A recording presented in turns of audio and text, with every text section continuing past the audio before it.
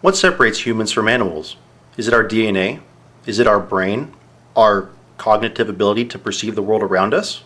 Would you agree that it's our brain and cognitive abilities that separates us from animals? If you answered yes to this, I have another set of questions for you. If I cut off your hand, does that make me a murderer? No. If I cut off your head, does that make me a murderer? Yes. But what happens if I stop an embryo from dividing and eventually destroy it? Does that make me a murderer? Before you answer, consider that an embryo lacks cognition. You're probably thinking that an embryo has potential to become cognitive. You're correct in this thinking. So if we were to boil this argument down to one factor, it would be potential. Knowing this, let's look at some reasons why a woman would have an abortion. We're going to ignore rape, although it fits ultimately with the point. The woman has health problems. The fetus has health problems. A woman's body and mind is not mature enough, or she is too young to have a child. A woman is concerned about how having a baby could ruin her life.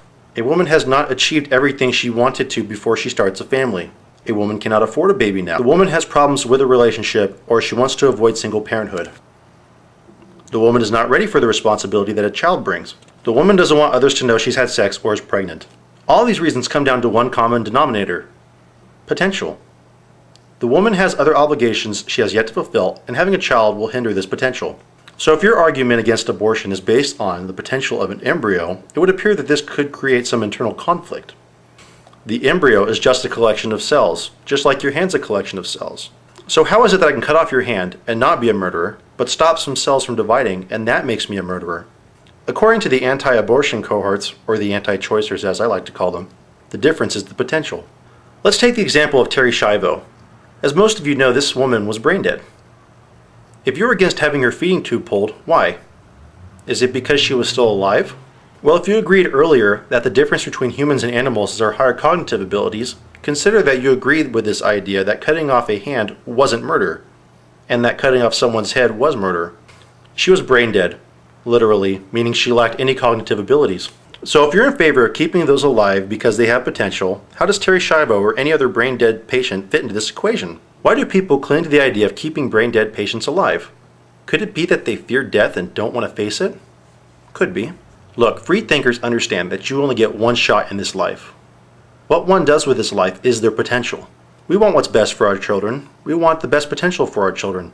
Having them when they're unplanned will hinder their potential. Why?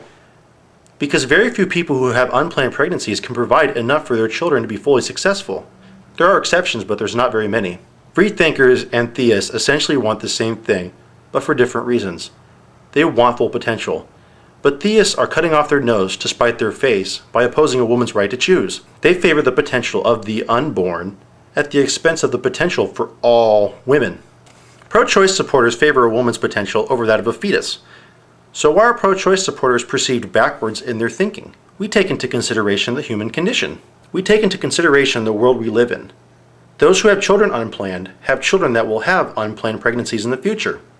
And so on, creating this static cycle. We don't like this static cycle. We want humanity to thrive and better itself. One final point. If you don't like the government getting in your business and telling you what to do, making you pay taxes, stuff like that, but you're against abortion, think about who has the authority to ban abortion. I welcome responses to this comment as well as this entire video. I'd like to understand your rationale behind your positions. Alright, shameless plugging time. We have a free thinkers forum. It's called the Rational Skeptics Society. And the URL is www.rationalskepticssociety.com. And go there, exchange ideas. There's no ads. It's free to register. And we welcome believers too, because we want to be told how wrong we are.